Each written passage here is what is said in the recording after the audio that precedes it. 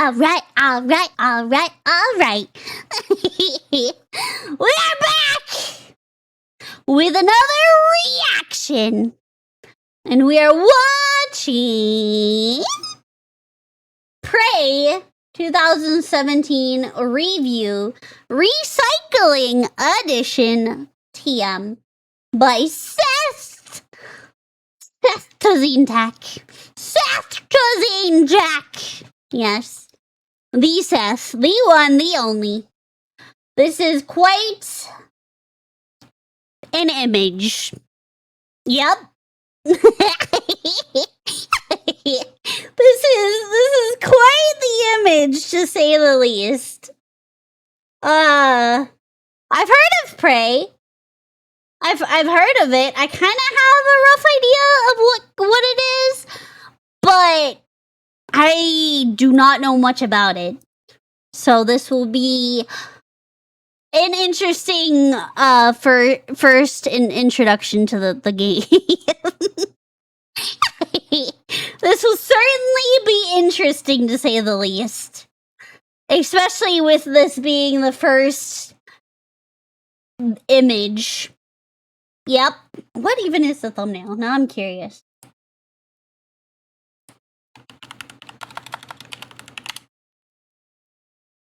Where is it?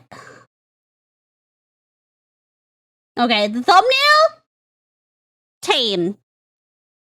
The other image? Hey, people. Not so much. Hey,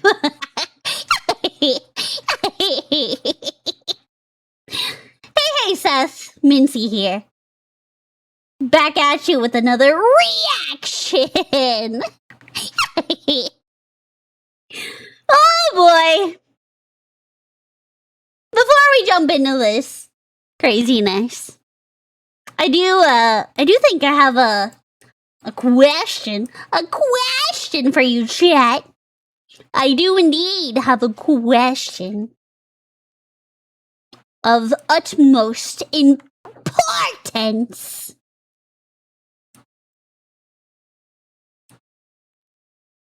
And that is, are you ready? Are you ready? Are you ready? Ready? Yeah! Can you repeat that? Are you ready?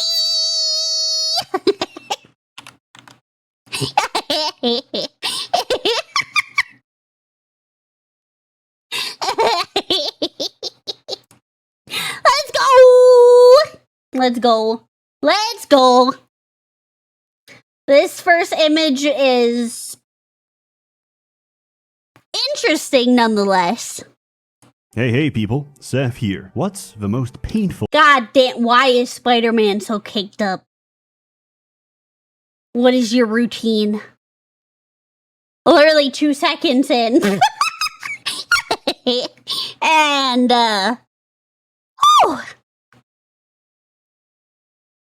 looking disrespectfully. Human experience. Many would say childbirth, but that only produces 48. Mpreg is Seth in the Mpreg? The most painful human experience. Many would say Mpreg? childbirth, but that only produces 48% of the pain of being an immersive sim fan. This is a cursed genre. Anyone who attempts it dies. Looking Glass, dead. Troika, dead. Ion Storm, acquired. And Arcane is currently decomposing in a corporate merger. But before that, they put out a masterpiece. I know, this was news to me too, so why have I never heard of it? Peggy 18. Because of a name, that is Prey 2017, not to be confused with Prey 2006 or Prey 2014, the TV. I take it none of these have anything to do with each other. Or is this Prey the same universe but an older version of the game?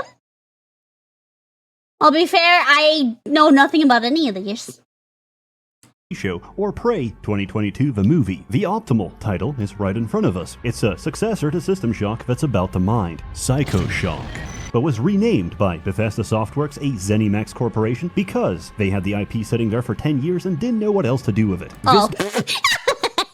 Well, that's... okay. Sounds like typical Bethesda.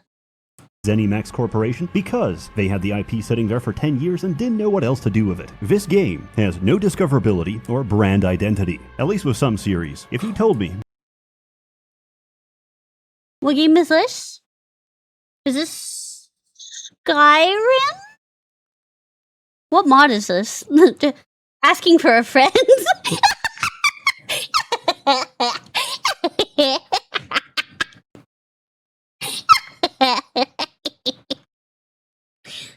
Anyone know by chance? It's always Jack and Dogla.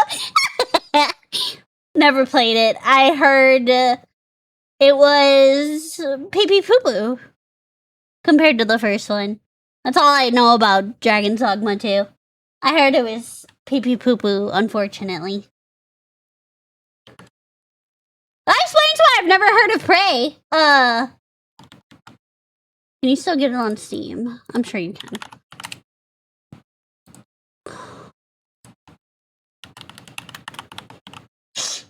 Oh wait, can you not?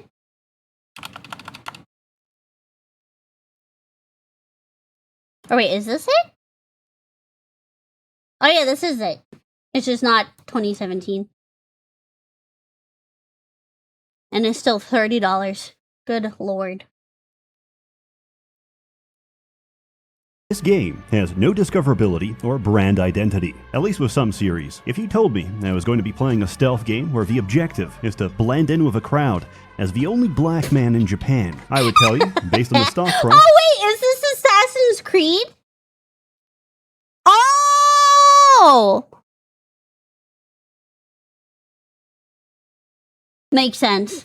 I kind of expected that. Similarly, if you told me a Jewish man was about to shill VPNs for his personal gain, I also expected that. Would you let a stranger watch your children? Would you share intimate details of your life with a trash collector? Should you give your local tweaker your social security number? Yes. This is more of a hypothetical. It's how I've lived my life for the past 20 years. But now, my children are missing, my bank account is frozen, and my identity has been stolen. I've tried calling, but they insist they're not missing. They have a new dad, and he's more me than I'll ever be. I've since learned from my mistakes, and I keep my new, better children safe with ExpressVPN. Every time you connect to an unencrypted network, be it at a What is this website? Supermodels on trampolines? Chat, you know what I have to do, right? You know what I have to do. Supermodels on trampolines. It's the first freaking thing that comes up. Oh my god, it's a real website! It's a real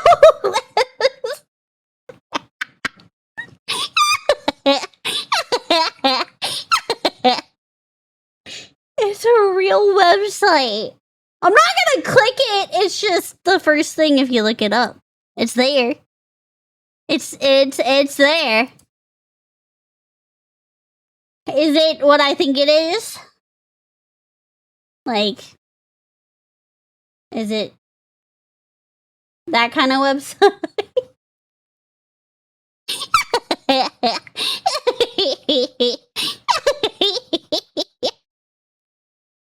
It's like, okay, that's what I thought. That's what I figured it was a porno site. I just wasn't sure. Well, now I know that website exists. Now I know that website exists. Hot VPNs in your area. With ExpressVPN. Every time you connect to an unencrypted network, be it at a cafe, the airport, or even your hotel room, your online data is not secure. Anyone with a little know-how can see everything you're doing and steal your personal data. Order a pizza to your room, there goes your credit card number. Tell your boss your flight got delayed, there goes your email. Need to take an important Zoom call while you're out and about, there goes your voice and likeness. Now, someone is using their new deepfake to convince grandma to send $5,000 for bail money right now. now. And if they don't use it, they can just sell it to somebody who will. But with ExpressVPN running in the background, you're protected, thanks to the fact that all of your internet traffic is routed through a secure encrypted tunnel. So secure, in fact, the sun will go out before any supercomputer can crack it. And all it takes is one click. ExpressVPN works on all your devices, so you can stay secure no matter what you're doing. Personally, I get the most use out of it by posting anonymously while pretending to be from another country. French Canadians deserve their reputation, but I'd like to think, in some small way, I contributed. And this would not be possible without ExpressVPN. Find out how you can get 4 months free by scanning the QR code on screen, clicking the link in the description box below, or by going to expressvpn.com/Seth. It's hard to recommend something without explanation. This game is hard to explain without spoilers. What? A runaway train is bearing down on 5 people tied to the track. You can stop the train by jumping onto the track, but you would die. Jump on the tracks, push the fat man, do nothing. Well... And there will be spoilers in about now. Who am I? Who are they? What did they do to me? What's happening? They took your foreskin. No! Not the foreskin! Not the foreskin. What did they do to me? What's happening? They took your foreskin. Now take it back. Yes, What take is it back. Prey? I don't know. What do you do in Prey? I turn myself into a roll of toilet paper and hide inside the women's bathroom. Because I finished a side quest that puts psychoactive DMT into the drinking water, I can reliably do this for the next few hours. In all seriousness, it's a game of Gmod prop hunt, where you get jump scared by filing cabinets. God. Me. In all seriousness, it's a game of Gmod prop hunt, where you get jump scared by filing cabinets. The difference is, it's a AAA title that doesn't assume the player to be retarded. Here's how they introduce their first weapon. What does it do? Well, I don't know, but it probably freezes enemies and sticks to walls. Oh look, a corpse I can loot. Good thing there's a conveniently ramp-shaped trail of glue I can climb up. Perfect. Maybe I can use this weapon to climb on other things in the future. Oh, the path upstairs is locked. Good thing I have this glue cannon. Was I stopped in my tracks to explain how this works? No. Was there an NPC in my ear going, "Morgan, squirt your glue to climb upstairs"? No. Did I have to demonstrate my understanding of a weapon and its applications in order to proceed? No. The entire game is like this. It presents a number of obstacles, gives you tools to conquer them, then stands back and lets you figure it out yourself. Hey, Ultimately, I can this isn't appreciate that. complicated, but I have to give praise, because video games are a lowbrow field designed for knuckle draggers. After a solar flare knocks us back to the Bronze Age, they will return to their rightful place, plowing the crops, and I will be a low-ranking overseer until I succumb to typhoid, only to be replaced by a taskmaster twice as cruel. I have no illusions that the peasants will forget me, but in their mind, they will hold the vague idea that things used to be better. But I digress. You are trapped on a space station full of Redditors who say, "Oh my science," when they see Darwin claws evolving down the chimney, the heaviest weapon is a shotgun, and aliens are eating everyone on board. The glue gun being the first weapon is a message. This isn't a game about blasting everything in sight. Well, actually it is, but first I hot glue them like a Toho figurine before bashing them with a blunt object. It's a game about using your brain, and everyone else's brains too, by injecting them directly through your eye socket. This is what the station is designed to produce, outside the jurisdiction of any pesky laws. The neuromod, the brain, The escape pods are fake. Oh, shit. designed to produce, outside the jurisdiction of any pesky laws. The neuromod, the brain, is the ultimate pattern recognition device. If it sees a pattern, it forms a new pattern of neurons. Thus, it is I was trying to see what Wikipedia he's got back here. is a physical reflection of your memories, experiences, and skills, represented by trillions of connections between billions of neurons. With neuromods, we can copy the physical brain structures responsible for individual skills and Gaslighting, resisting arrest, leadership for adults, leadership for smaller adults, leadership for even smaller adults. Juggling, gatekeeping, driving under the influence, arson, influencing drivers, daycare management, subject abilities. Huh? Oh, I just realized. Seth! neurons. With neuromods, we can copy the physical brain structures responsible for individual skills and paste them directly into the brains of others. I can map out Epstein's brain, inject it, and be very confused.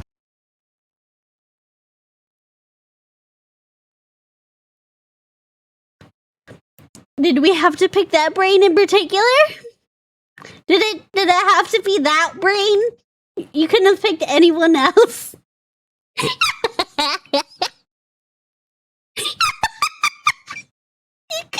could have picked anyone.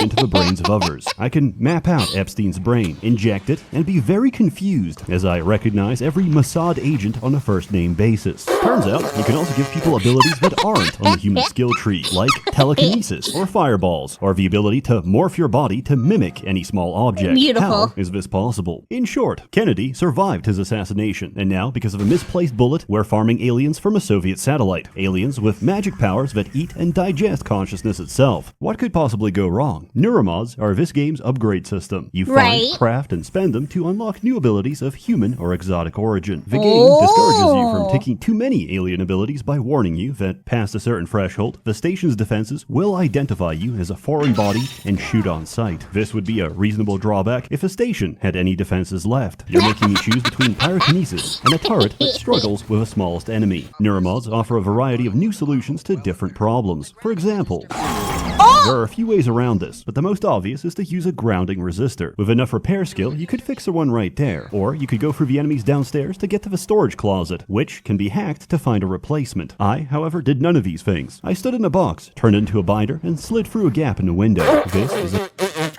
be some shit I would do. Fuck going the normal 2 to 3 routes. I'm gonna make my own. Did none of these things. I stood in a box, turned into a binder, and slid through a gap in the window. This is a valid solution to most of life's problems. I'm about to be mugged. I turn into an empty bottle and roll down a storm drain. My wife is about to be mugged. I turn into an empty bottle and roll down a storm drain. My wife is asking for a divorce. I turn into a set of stairs and push her down. With these abilities, gameplay becomes a...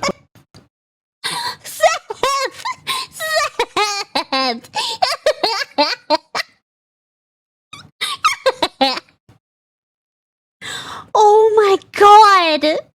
Is asking for a divorce. I turn into a set of stairs and push her down. With these abilities, gameplay becomes a question of using what you have to tackle the problems in front of you. If you need to reach something high up, you can use the jump upgrade, make a gravity well, or mimic an operator and fly there directly. And if nothing else works, smart. You can always rely on the glue gun to build yourself a staircase. However, enemies respawn. Ammo does not, so you need to make careful use of resources. Thankfully, we have another great mechanic to help us with that. Recycling. Oh! Any item can be dropped into the recycler and broken down into its constituent matter. This can be fed into a fabricator to 3D print any schematic you possess. This solves a major issue with survival games. When you have limited resources and tough enemies, you're encouraged to make every bullet count. But with a variety of ammunition, you feel the need to carry every single weapon and overload yourself in the process. Recycling fixes this by converting items you don't use into items you do. Normally, games achieve this by letting you sell equipment, but then designers completely lose control of a player. How do you stop someone from shooting everything and encourage them to experiment if they've already sold all the fun toys for more shotgun ammunition? True. Well, He's got a point. He does. Seth makes a valid point. Sold all the fun toys for more shotgun ammunition. Well, there are 4 types of material, so items are limited by their total availability. You can't just print one thing. You have to make a conscious choice between different munitions. Okay, now that we've covered recycling, you have enough context to understand my favorite item in the entire game. Instead of a regular grenade, Prey has the recycler charge, which creates a spatial vortex that sucks everything in and recycles it. This includes every single physics object you see. This is the beginning of my descent, because the moment I get hold of a recycler charge schematic, I stack everything I find on a single floor. I take Materials Expert to get 20% more recycling yield, and implode everything so hard. Seth is just mid-maxing, it's fine. He's just mid-maxing. That's some shit I would do too. I take materials expert to get 20% more recycling yield and implode everything so hard that I print 6 more of them. From here, I go insane and farm every single fab material and craft infinite neuromods until the schematic DRM kicks in, because the game needs a side quest to pause my power fantasy. I literally told him, Until the no. schematic DRM Fabrication plan DRM does not match security key. For authorization, contact Halden Graves. Damn, he printed so much, the game said you need to stop. The game literally said, enough is enough. kicks in, because the game needs a side quest to pause my power fantasy before I resume and craft every single neuromod and unlock every ability in the game and break everything forever. I love a good sandbox. Put me inside one, and I'll have those kids paying protection money before recess. I can glaze this game all day, but its biggest weakness is the enemies. All you get is Black Blob and Robot. I guess the budget had to go somewhere. Look, I understand the narrative importance of a 3-hour cutscene where Alex Yu jerks off and moans in the shower, but halfway into it when the steam fogs everything up and it's just his ass print against the glass, I really caught myself thinking, could we have an extra alien, please? At least the predominant blob... Damn, he caked up too! Holy! Caught myself thinking, could we have an extra alien, please? At least the predominant blob we do get is so interesting, it almost makes up for it. Our perceptions are geared towards ignoring background objects. Mimics abuse this by turning every physics object into a potential ambush. If you get too close or try to pick it up, it'll kill you. They're not as deadly as the rest, but they do give you a healthy dose of paranoia. Oh, why would there be 2 trash cans? Never mind, I think I'm actually retarded. They're fun to fight. They make every environment an interactive clown show where just a little bit, Seth. It's okay. It's okay. Just a little. We all are. It's fine. My dumb ass would have hit the same. I would have assumed the same thing. Why the fuck would you have 2 trash bins right next to each other? I think I'm actually retarded. They're fun to fight. They make every environment an interactive clown show where I preemptively attack every piece of furniture. From the security footage, I'm just a man fighting my demons, and no one can tell who's winning. That is, until you get the psychoscope and upgrade it to scan mimics, removing your suspicion and replacing it with a compulsion to press Z every few seconds. That kind of gets rid of some of the fun of not knowing what is and isn't a mimic. Upgrade it to scan mimics, removing your suspicion and replacing it with a compulsion to press Z every few seconds. This might sound annoying, but the trade-off is incredibly cathartic. Each time I execute a mimic, I get a muscle memory. It's like I've done this before, and I think I was good at it. The sad thing about mimics is that they're only capable of imitation, so there's no way of knowing if they're really a blob or if they're just conforming to expectations placed on them. Phantoms are humanoid shapes that repeat random phrases from their former host. Thankfully, this game was made before the conception of brain rot. Imagine the primordial fear of hearing the words "Livy Dunn, rizzed up baby Gronk" before being torn apart. Okay, I'm done with the video now. Yeah. I don't think I can finish it now.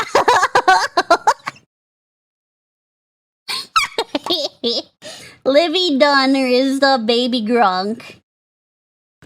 That is a sentence I wish never existed. Fear of hearing the words "Livy Dunn, rizzed up baby Gronk" before being torn apart by your fellow crewmates. Normal phantoms are very normal, in a sense that normally they'll kinetic blast your health bar within seconds. They also exhibit an anxious, preoccupied attachment style, because the moment they spot you, they tweak out and reappear in front of you. Etheric phantoms blip around at high speed so they can no-clip and smack you in the face. If you try to fight back, they split off into 2 copies and blip around faster each time you hit them. Luckily, the Q-beam doesn't cause damage. It only excites particles until they explode, at which point you should clear the area, because even in death, this thing will still try to kill you. Thermal phantoms walk up and cook you instantly. Forget immersion. They exist to gaslight you into thinking there's a strategy for their element. There isn't. Despite being a fire extinguisher, the glue gun is actually worse against thermals. Voltaics are the worst, because they do everything listed above and fry all of your electronics. The only answer to the phantom question is analog firepower. Mimics reproduce to become weavers, which float around, turn crewmates into phantoms, and spit out cystoids when threatened. Not that you'd notice, since if you pop their shield, congratulations, you're having a seizure. Lore-wise, they're very important. In gameplay, they're just annoying. And in my case, they still terrify me. Once, I went outside the station to explore in zero gravity, drifted towards a shuttle, and alt-F4'd the game because my screen glitched and my character started screaming in the vacuum of space. This isn't a horror game, but getting jump scared without sound at 2 a.m. in the morning can make a grown man crinkle in his diapers. Telepaths? I agree. Yep. Yep. Yep. I'd say that's pretty spot on. Jump scared without sound at 2 a.m. in the morning can make a grown man crinkle in his diapers. Telepaths mind break everyone around them into walking land. I saw that, Seth. I saw that. I saw that. Why? Why did you have to use that image? Why?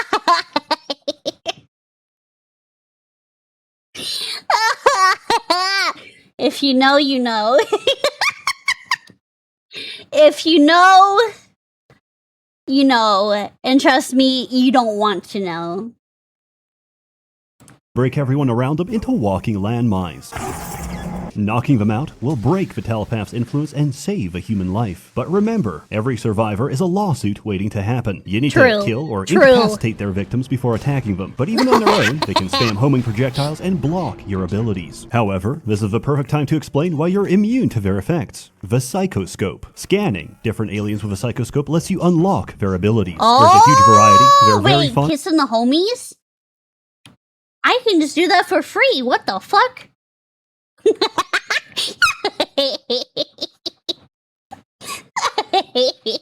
You unlock homosexuality. Hey, there is nothing wrong with kissing your homies, okay? There's a huge variety, they're very fun, and none of them matter whatsoever, because the telepath has the best one in the game. Psychoshock is a 10-second nullification of psionic abilities, which works on anything and everything in the game. Hell and unlike yeah. the null wave transmitter, it is virtually infinite. Does this diminish the experience? No, not at all, because technopaths exist. Choosing Typhon powers over being friendly with station security is no longer a dilemma, because technopaths will hack your operators and possess your turrets. In ancient Greece, Perilaus built the brazen bull for Phalaris, only to be cooked by his own torture device. I can't help but feel the same way, as I'm shredded to pieces by the same turret I repaired 5 minutes ago. Good luck killing the betrayal. them, The betrayal. The betrayal.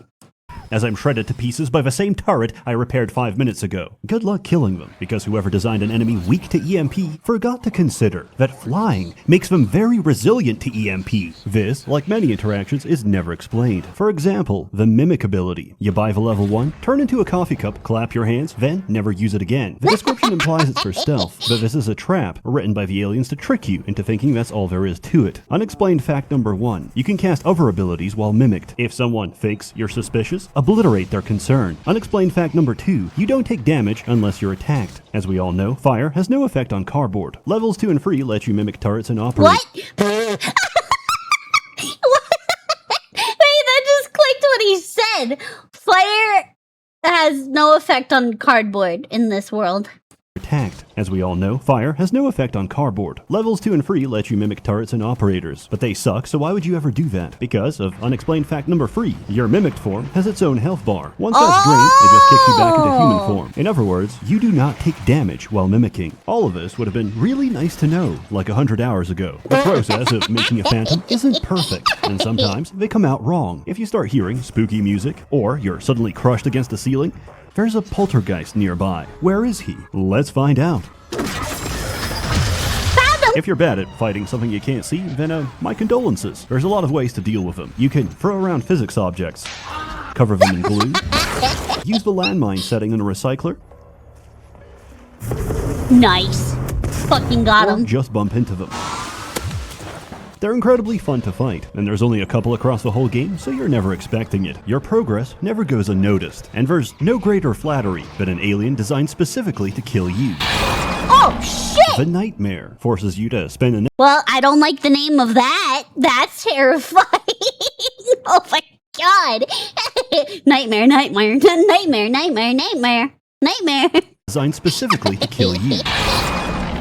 The Nightmare forces you to spend the next 3 minutes of your life playing Alien Isolation. He's big, he's intimidating, and he's also too big for most corridors. My fright and suspense has become that joy is a at the big notification. motherfucker. Seth was not lying. That's a big guy. That's a biggin. That is a biggin. Intimidating, and he's also too big for most corridors. My fright and suspense has become joy at the notification that I will be harvesting enough exotic material for 2 full neuromods in the next few seconds. There's also minor enemies here and there, like cystoids. These motion-activated mines are the bane of Adderall users, punishing both the hyperactive and inattentive. For anyone Damn, with fuck. Those would definitely get me. Because both of those things apply to me. are the bane of Adderall users, punishing both the hyperactive and inattentive. For anyone with a degree of self-restraint, they're pathetic, as they are the only enemy in the game to be countered by a foam dart. Later on, you'll also encounter hacked operators. These are initially annoying until you realize they're an infinite source of free materials. It's as if the developers didn't expect players to sit for hours spawn camping the fabricator, but I've already consumed every static object on the map. My recycler charge is crying out, and I need more fuel for the furnace. What is going on? Who's in charge here? As it turns out, you are. You are Yes. a you. Morgan you. You've got Alex you and you. Alex is the president, and you are the vice president. Normally, neuromods are tested on political volunteers. Like this guy. I love the censor there. That was great. Normally, neuromods are tested on political volunteers. Volunteers, in quotations, guys. Volunteers.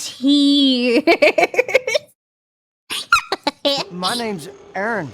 Aaron. Ingram.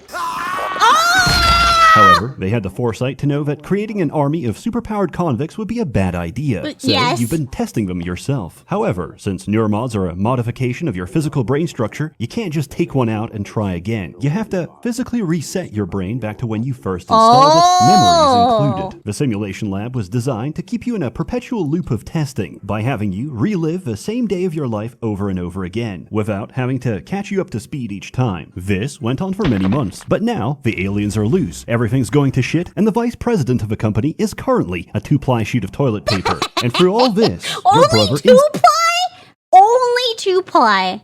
You're the vice president and you're only 2-ply? Come on. At least 3-ply. Come on. Really? For shame. For shame.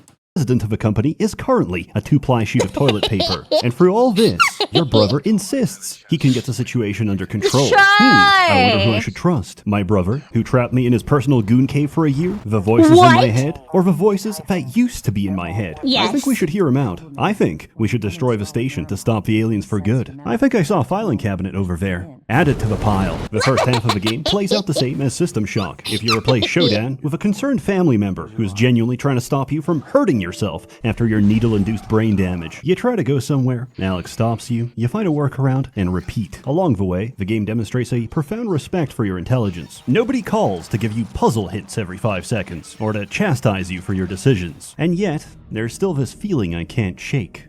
Like I'm being tested. Watched. We're losing him. The circumcision scar. It's opening back up.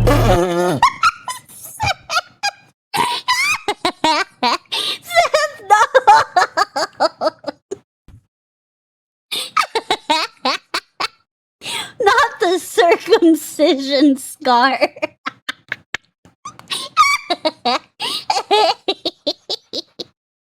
Anything but that, please. The circumcision scar. It's opening back up. So stupid. God damn it! I quit. Seth, I hate you.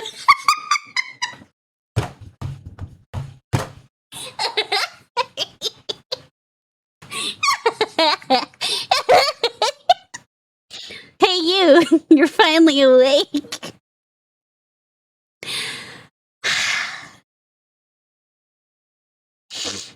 All roads lead back to Skyrim.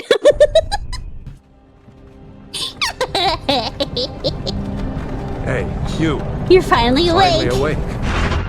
Between the trolley problem, feeding convicts to aliens to make neuromods, and whether you consider these people as survivors or corporate liabilities, there's a clear theme of utilitarianism throughout the story. Is it moral to feed people into a blender if Yes. the resultant smoothie would improve the lives of countless others? With that in mind, you'd expect the game to present a series of hollow, cliche choices to trick you into feeling emotional investment. Oh no! My Congolese cobalt minds are failing. A base American cannot watch TikTok on Chinese vaporware phone. But if I send in more children, I will not have enough militants for my child army. What do we do? In the cafeteria, Seth.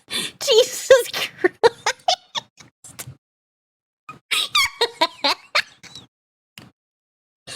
Oh my god.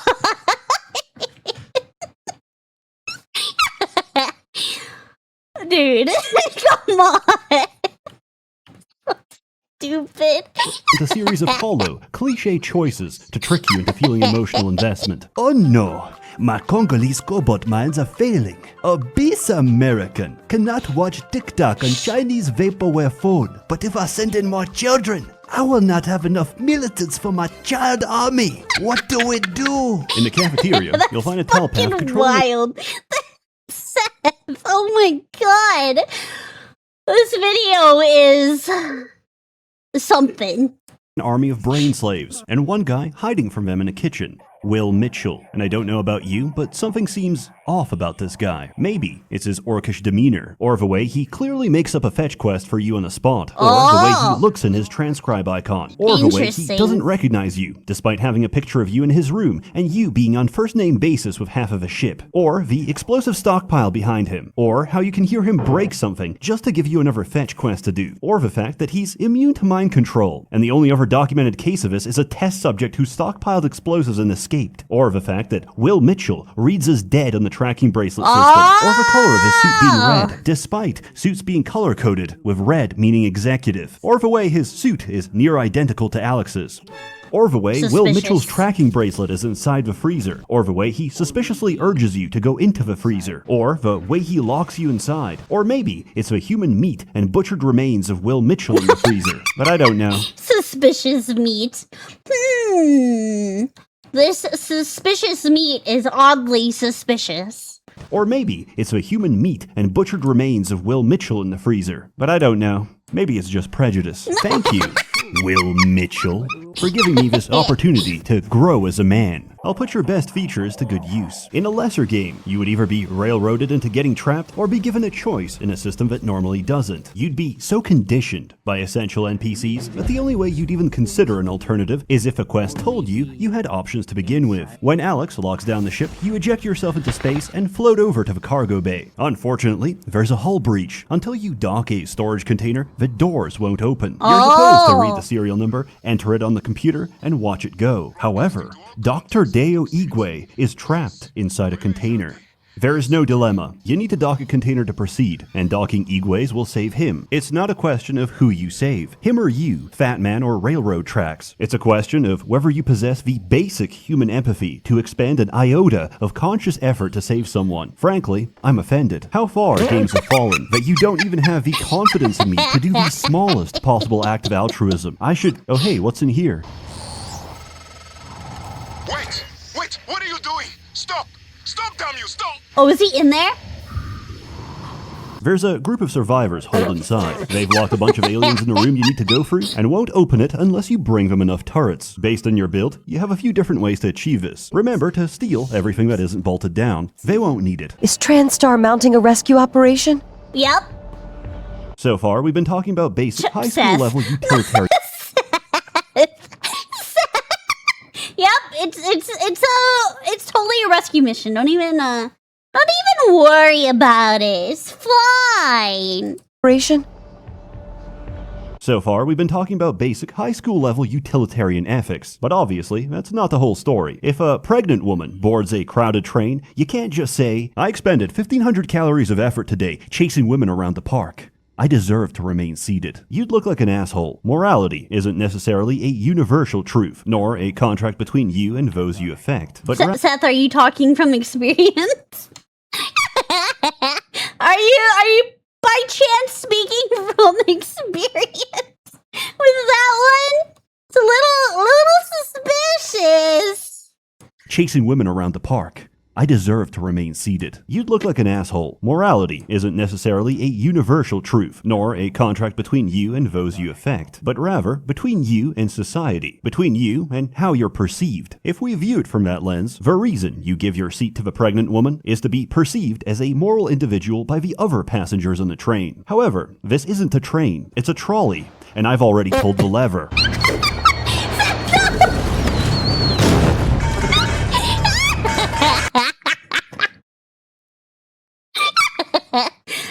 I can't even be mad. I would do the same shit. I can't even be mad. I would have done the same thing. Worth it. Worth it. Look at all the materials. Aside, there's a few side objectives that require going out of your way to help someone else. For example, your old girlfriend is dying of paraplexis, which is a completely made-up condition, and she actually just swallowed a peanut. She told me to leave her behind, to focus on saving everyone else, and I followed her orders. As Einstein famously said, "When a black queen speaks, I listen." Then I came back and found out there's no timer because she's completely fine. So I ventured out into the cold void of space, retrieved her EpiPen, and brought it back. Within a narrow time window of whenever I felt like it. The aliens may have killed half a station, but the real winner of today is humanity. I can breathe again. And feel my legs. I still have some spots in the eye. But I saw that coming. I saw that coming. I fucking knew it. I fucking knew it. As soon as he started backing away, I knew he was gonna do that shit. I fucking saw that coming from a mile away. I still have some spots in the eye, but those should clear up.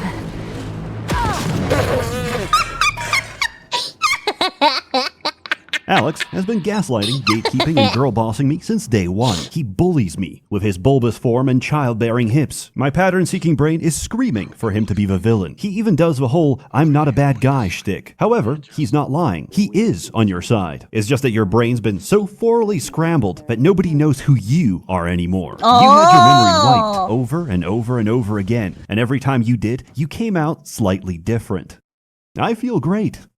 I should kill myself. Why do I have an AO free account? And why do all my bookmarks lead to the same slash? Fucking AO3. Dobby is no cheap whore. Seth, what did you have to look up to find this? You know what I have to do, right? Chat. You know what I have to do, right?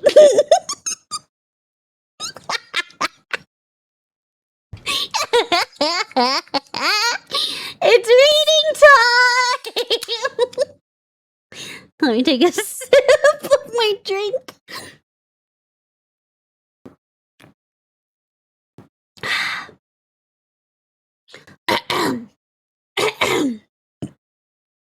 Dobby is no cheap whore by Chris Stolley.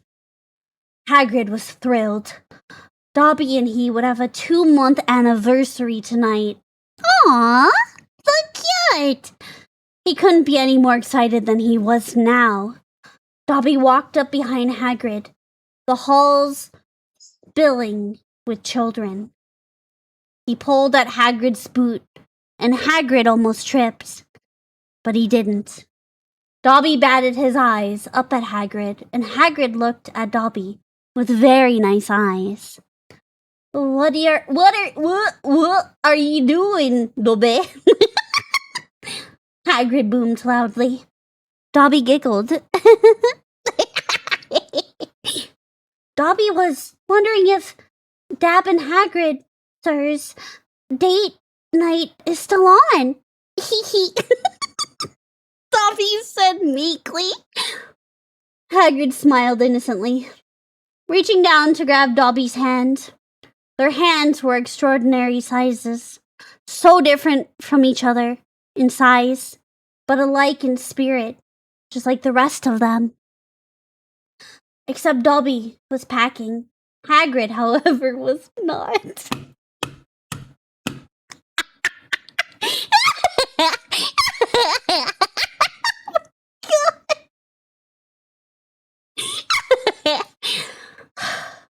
Hagrid spun Dobby around, both of them giggling like schoolgirls.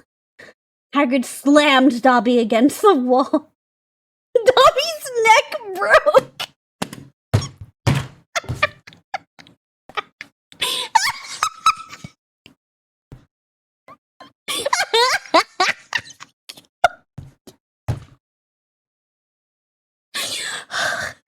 I can't breathe.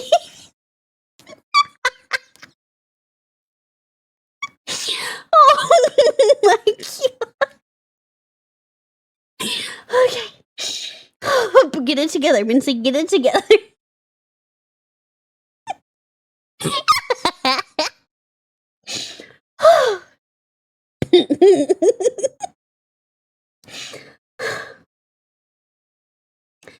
Hagrid slammed Dobby against the wall.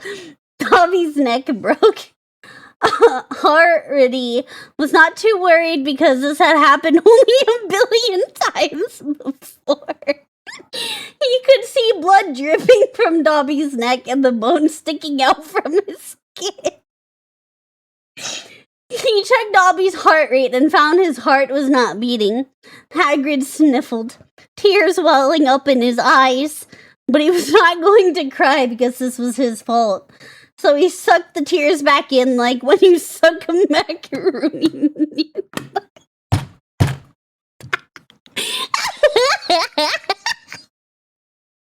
Like when you suck a macaroni noodle down your throat. Hagrid picked up Dobby's delicate elf body and carried him to his hut.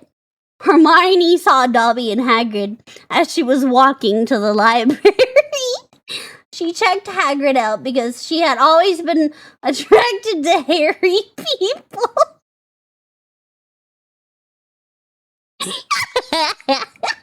Hagrid put his hand up in a stop kind of motion, and Hermione frowned, but stopped. Instead, she opened her mouth to talk with that annoying voice that sounded like a camel had their nasal blocked while eating Jell-O.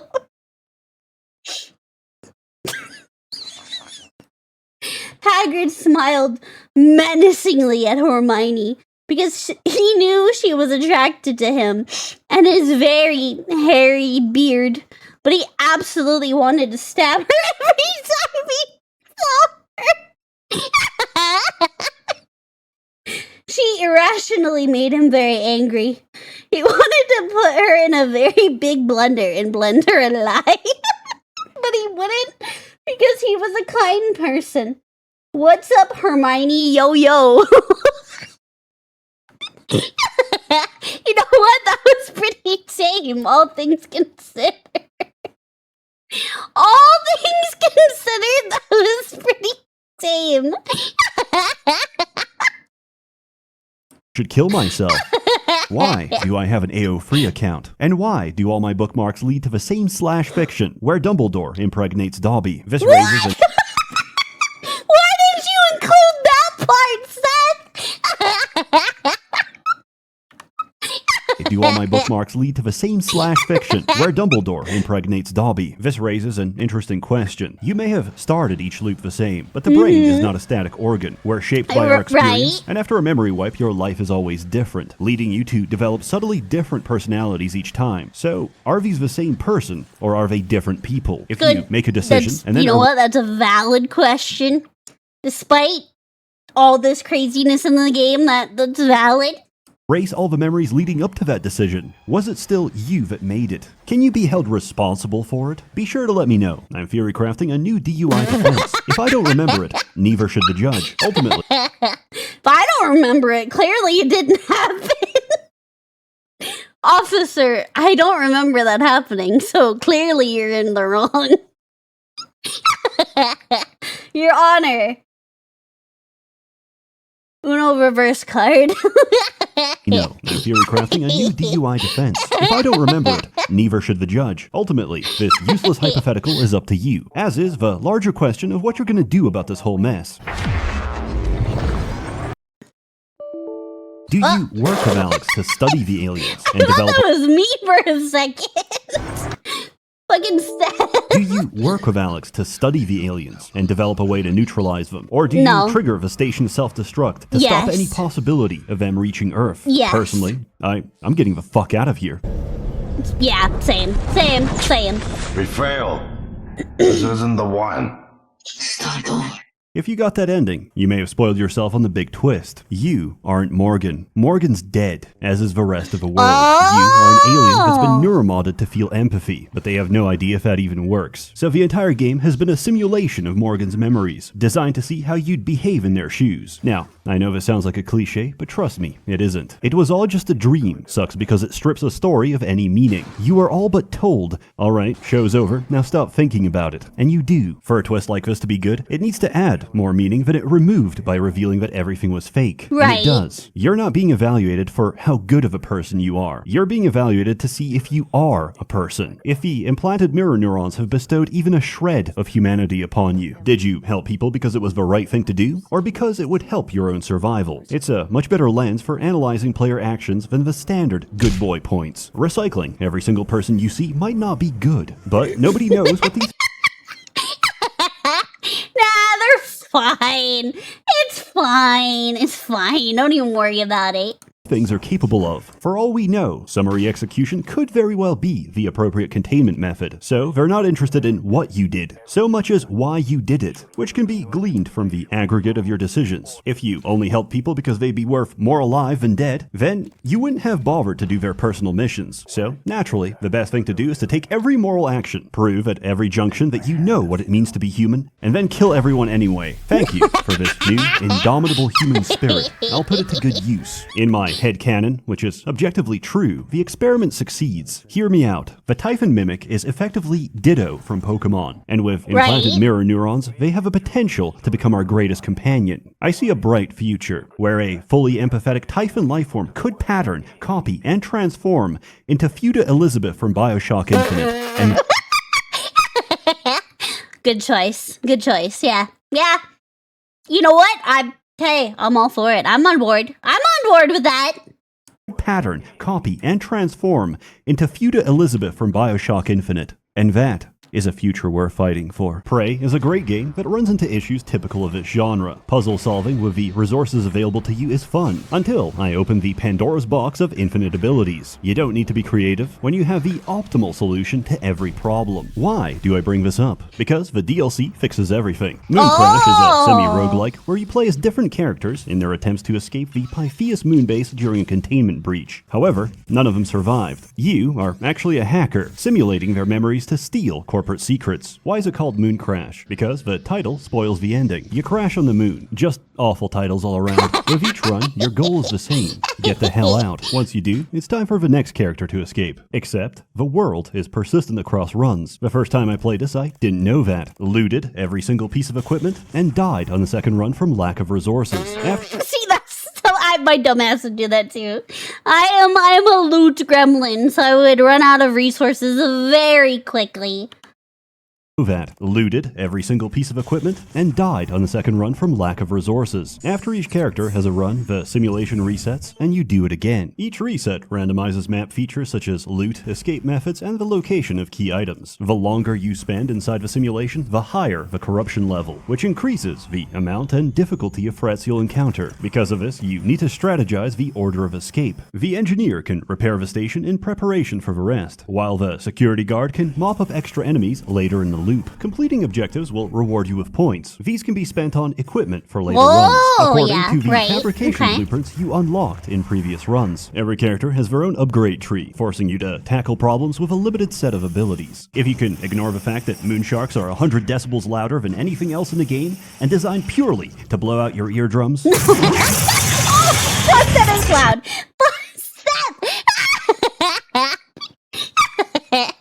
Okay, he wasn't lying. Jesus Christ. and designed purely to blow out your eardrums, Oh! I think you'll enjoy the extra content. In summary, Prey is probably the best game Arcane ever made. I can't recommend it enough, because games like this are rare and unprofitable, versus the mountain of slop that executives produce for greater margins. Yeah, An industry yeah. always caters to its consumer. It's just in this case, I find myself increasingly agreeing with Talmudic rabbinical teachings. The consumer truly is domesticated cattle. If you're interested, enter code ObeseAlexU to get 90% off on GOG for the next week. It's about $3, it's DRM free, it's literally cheaper than piracy. As always, more content to come, so stay tuned. A warm thanks to the many members of the Merchants Guild, generously funding and bankrolling these videos. Yeah! You're all truly wonderful. Have a You're good wonderful, Seth. You're wonderful. I promised you my onion cake. Yes, he's getting out. All I ask is you hear me out first. And you can blow Talos one to pieces if that's what you think is We're gonna best. blow you to pieces. I don't think you'll do it. You wanna bet? I know. Because I used to think we couldn't be trusted to play with fire without burning the house down. But you convinced me. You showed me anything was possible, even if the price was steep. That part of you.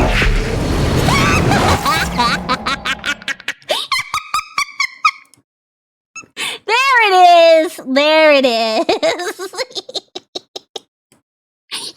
That's great. Oh my god, I'm half tempted to get the game, I'm not gonna lie. This wouldn't be the first time that a Seth video has made me want to purchase the game. That video was something for sure. Always fantastic from Seth though. You can never go wrong with the Seth video. You can never go wrong with the Seth video. That was Prey 2017 Review.